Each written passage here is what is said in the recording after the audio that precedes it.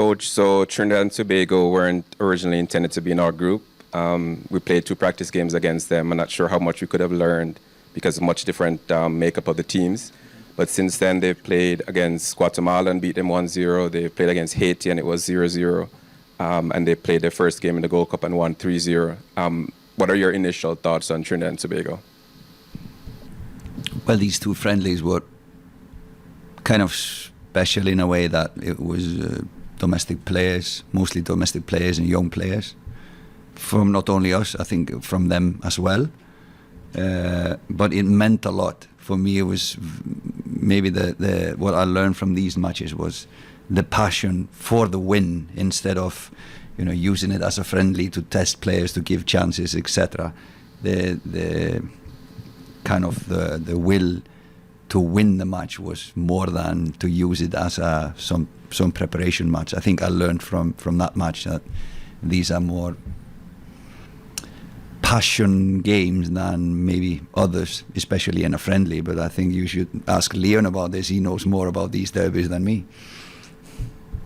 If you want to add to that one. I can't add much to it because I only started really representing the national team in 2019 and my first debut was in the Gold Cup, so I barely played any youth football with the national team. Just had 1 international friendly against in the under 23s and I forget who that was against. Yeah.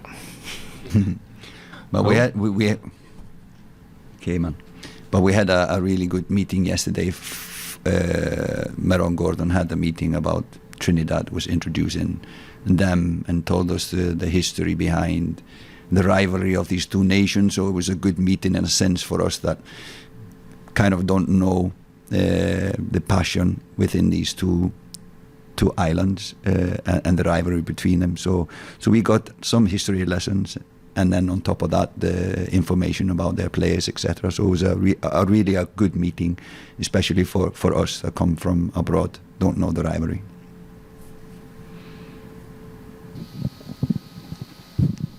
I guess this is a question for both of you. What are some of the positives you saw from the last game, and how can you implement those tomorrow? If I can start, I think we are growing as a unit, as a team, and the understanding between the players and about the tactics, etc., is always increasing as we play more games together. I think we will grow as a team. As well, positives was tactical positives was how we moved in defense. It was more solid than, for example, we learned a lot from the Mexico match. They opened us at times, so we kind of prevented that against US. We had some good build-up, some good chances and transition. So it was a lot of tactical positives. We also saw some negatives that we have been working on, talking together about, and I like the involvement in the squad now. We have a lot more. We have a lot more players that will have a say when we are discussing things, and that's a sign of that the group is now understanding better and better what we are trying to achieve. Yeah. So as the coach said, we're growing each time we come represent the national team. Obviously, sometimes there's a lot of new people adding into the group, but the system stays the same, and just everybody over time, I think, will automatically gets exactly what we need to do when we get on a pitch. But I think so far it's been great. The team is gelling nicely. We have a lot of experienced players, and I think that's also helping a lot in terms of learning faster and understanding the system as fast as possible, because obviously it's a tournament and we need to get as much information as we can to make sure that when we're on the pitch we know exactly how to move and how to operate as a group. But as I said, the camaraderie is great in the team. Everybody's gelling nicely. Everybody's helping each other, and it's just, it's always a nice bond to be with the squad. Coach Robert Williams from IRFM in Jamaica. Coach, you mentioned that history lesson from Meron Gardner yesterday. and I'm sure he would have told you about how passionate the Trinidadians are when they play against Jamaica, and how they always come with their A game, if not against anybody else, against Jamaica. How has this affected you now in terms of how you're planning for this game tomorrow? And part two of the question, how pleased are you? Leon just mentioned it a while ago about the camaraderie in the team. From where I am submerged with the team, it looks to be a synchronized situation. Everybody looks like they're working for each other. How pleased are you with that kind of camaraderie? Now, I don't have a clue how it was in the past, so I cannot compare this to nothing, but I can just compare it to my former clubs and national teams I was coaching. And I think it's a bunch of crazy guys. They enjoy life a lot, and they are making fun of each other constantly, pulling each other legs, and that is just a sign of a healthy group, I would say. And of course, in the end, it's all about how the team works together, and the more friends and the more unity you have within the squad, the better you will perform on the pitch. In the end, it's all about that, how you perform on the pitch. And when there's a good communication, when there's a good vibe within the squad, you will see that on the pitch as well. Preparing against Trinidad was the first part of the question, and it's been kind of trying to switch the mindset to what we will expect in the match. We will not get anything for free. We will face hard tackles, a lot of balls to fight for, the first balls and second balls. So we've just been talking about that. The guys that have played these matches in the past have been really helpful in talking about how they have been and sharing their experience. So really good to have experienced guys in the groups, guys like Taxi, Nana, and more players have been sharing, how these games have been in the past. And we played these two friendlies. We didn't score against them. They have now played matches leading up to this. They haven't conceded goals. So we know it's going to be hard to break them down. So one of the key things is to be patient, is to be continue to knock on the door as long as we need, without getting over ambitious in what we are doing. So it's just switching on a correct mindset when we play a game like this. Leon, this is a question for Leon. So you have your club teammate Whisper with you for the first time. How do you find him fitting in, and how important you think this overall experience is for his future as a footballer? Well, first of all, it's always nice to, have somebody you see grew up from they were very, very small. I was one of the first person who actually brought Whisper into Phoenix. Well, we saw him out by, no, not Trelawney, out by Port Royal. And to see him become the man he is now, it's nice to see, and you don't really see this a lot. And I think you just have to really, be happy about the situation and just enjoy it. But I think the most important thing is that he's enjoying. But it's great to have him there. It's great to actually just be a, leader for him, an example, and show him the way, because obviously he's very talented. Everybody, his name is out there now. There's going to be a lot of pressure on his shoulder. But I think so far it's been good. He's been gelling in with the team very well. Still has a lot of learning to do, but he's gonna get there with the right support, the right people behind him, and with the national team, it's been great. I mean, there's always room for improvement, but I think so far he's been, learning and trying to, get the best of what he can out of this experience.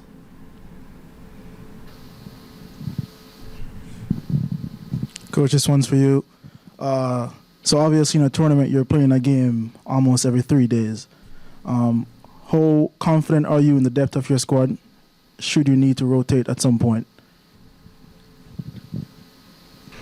No, I'm really happy with the squad, both the depth and the quality as well.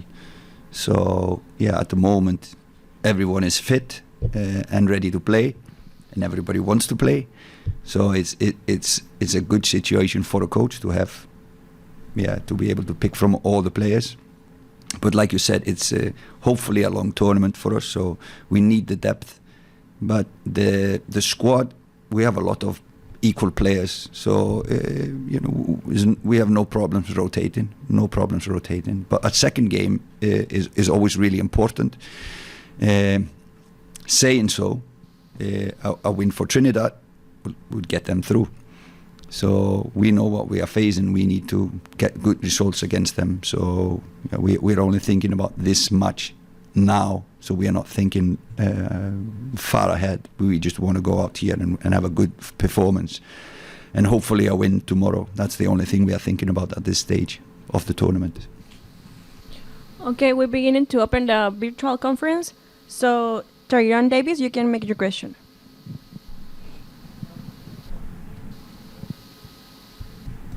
Yes, good day, Coach.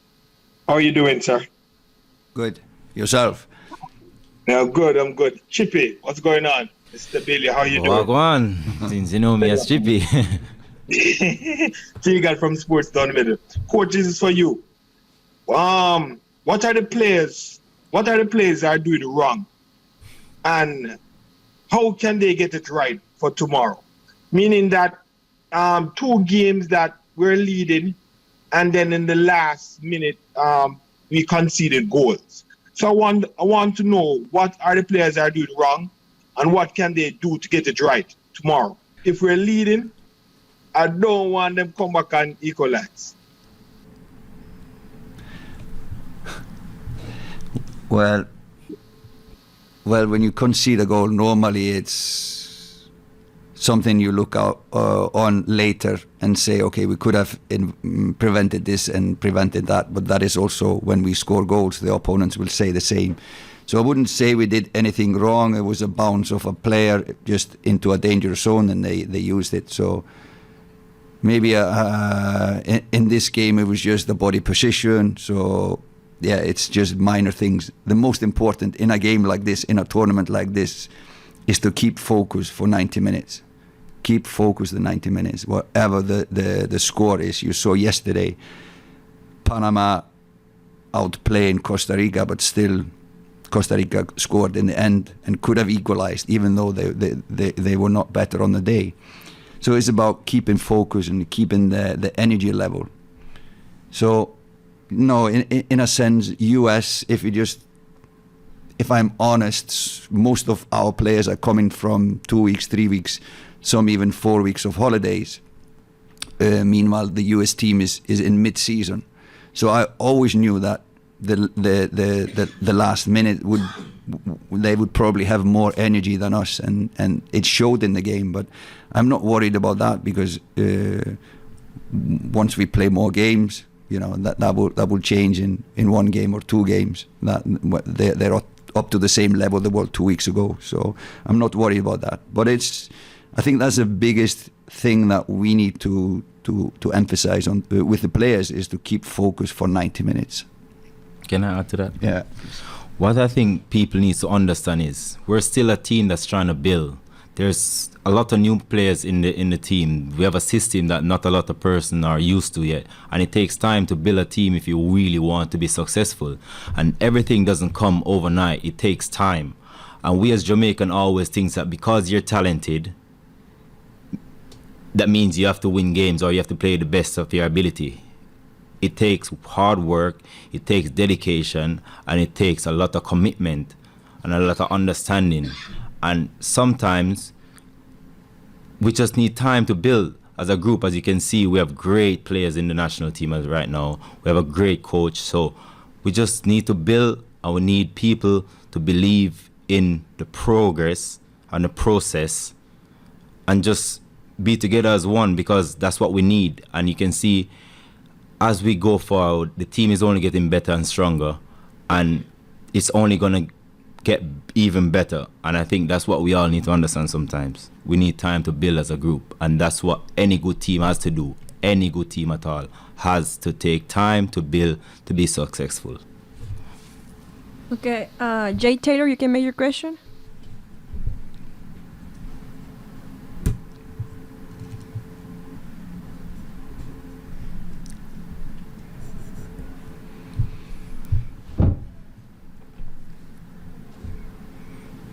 Andre, Shido, you can make your question.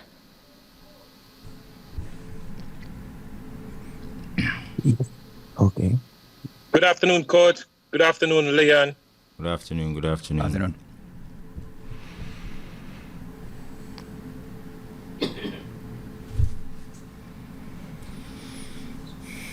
Can it be the sound? Yes, What's my the mic was status? Wait. Yeah, I'm here. So, what's the status of Ethan Pinnock's return to the team right now, Coach? Well, we are in regular contact with Ethan, and I'm happy to say the situation is getting better. So we are hopeful at one point he will join us. But of course, family is first. But we take it day by day, and hopefully, we at least wish that he will find and the family will find a time for him to come. But he's looking better, thank God, and we'll go on from this. I cannot say when and if, but we hope.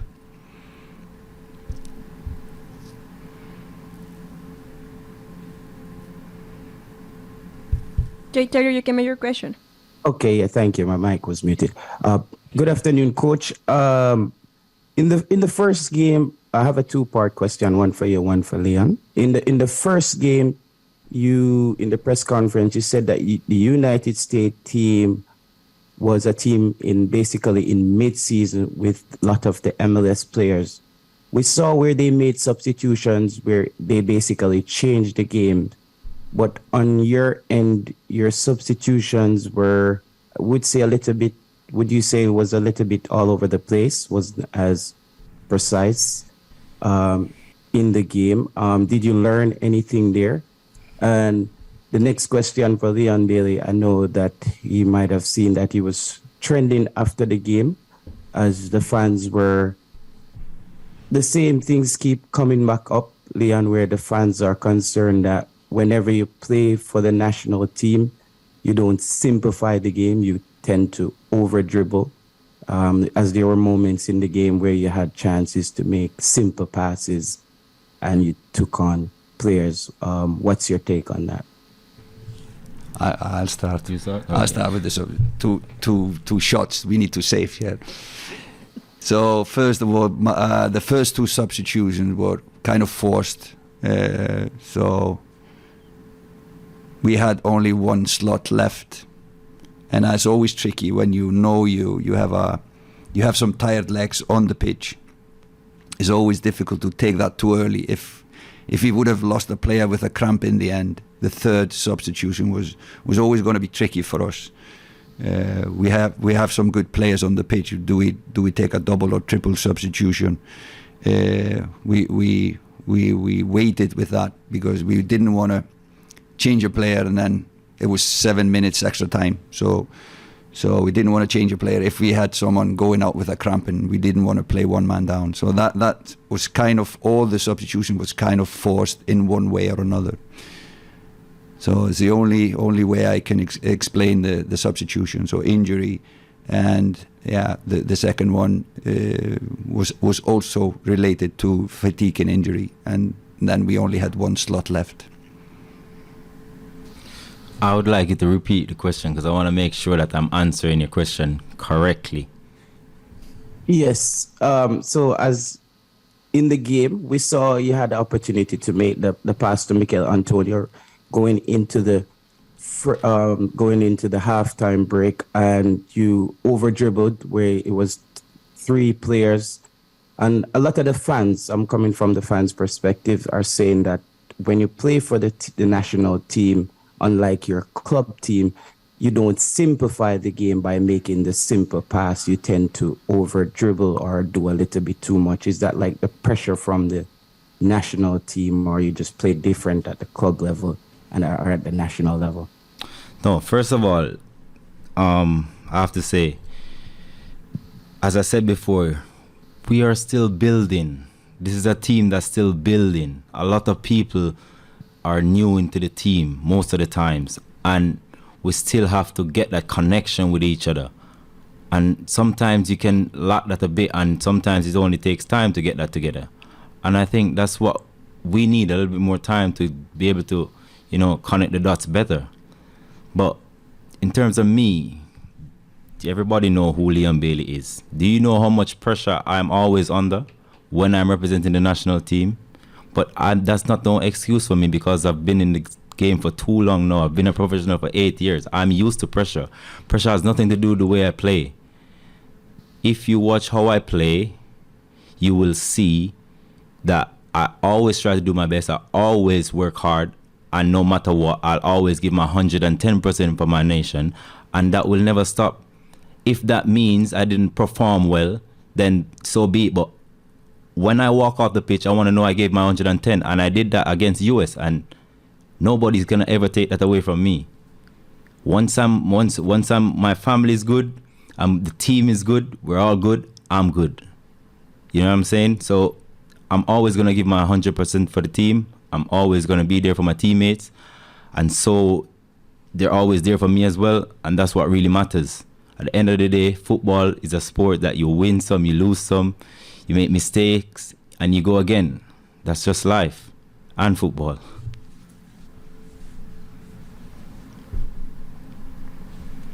Leonie Brady, you can make your question. Hi, good day, coaching team. You guys hearing me?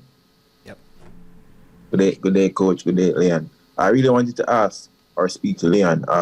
So Leon, we saw where the person before asked a question that I was gonna get to, but I'm gonna continue to ask my question along those lines. You mentioned the pressure that you're under, and one must assume that you're under a lot of pressure because a lot of people consider you to be, the talisman of the team. But rightly or wrongly, that's the general narrative or consideration. You said that you're under a lot of pressure. How do you personally deal with that pressure? When does that pressure mount on you the most? And what can you say to Jamaicans regarding patience with you, and when eventually we'll see your best? Don't get me wrong. I did not say I'm under pressure. I did not say that. Don't get me wrong. I said, with my name comes with a lot of pressure. I did not say I'm under pressure. I'm not under pressure. Every time I go on that pitch, I always make sure that my head is clear and I go out there to play the game of football that I know to play. I'm a professional player, been in the game for 8 years, so I know how to prepare for a game. I know how to handle pressure, and I've been doing so quite well so far. So I did not say I'm under pressure. What I can say to my Jamaican people is that we're still a team that's building, and sometimes you have to understand and not just be naive and think about what's happening now. Think about what's going to happen in the next 2 years, in the next 3 years, what Jamaica team is going to look like. Not just what's happening now. Not just how a guy dribble and lose the ball and he didn't make that pass. No, think about what's going to happen in the next 2-3 years from now when this actual team come together the right way and start playing the football, and then everybody can start coming and enjoying the game. That's what we want, and that's what we're working towards. So we just need the people to stop being naive and just think about what lays ahead in front of us. We're focused on building a stronger and better team than we had before and make it to our next World Cup. That's all of our focus, and winning this Gold Cup. And if I can take over, a team is not one and a team. Team is a team. We win as one and we lose as one. So it's never about one guy's performance or one player's performance. And I hope slowly and steadily you will see that we will win as a team and we will then lose as a team whenever we do that.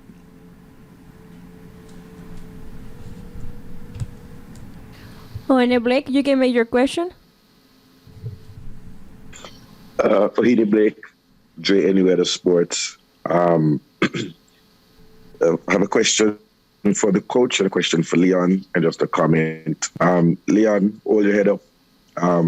Some know you as Chippy. You're a big man now. You're Leon Bailey Baller, and you're part of the team. Yeah, man. The question I have for Leon, coming from the fans and those of us who traveled thousands of miles to be here in the Chicago Stadium, on the field, did they loud chanting and cheering from those brave 600 or so Jamaicans who were there? Did you feel it on the pitch, and did it motivate the team? the fans who are there and those who are following the team. That's what we would like to know. Most And, definitely. We felt it on the pitch, and that's what we want every game that we play. That's what we're working towards. And obviously, at the end of the games, always getting results to make you guys proud as well. But I want to say we're all grateful for the support, and we'll always continue to do our best to ensure that we can bring back the Jamaica national team football to when I was a kid. I know you used to go to the national stadium and see how packed the stadium was. That's the level we want it to be back at. And I can tell you, we felt it on the pitch and everybody was buzzing out there. Fortunately, I didn't take my opportunity, but at the end of the day, we're all still grateful for the support, and I'm always going to be grateful. Okay, the last question is to Rashid Pashman.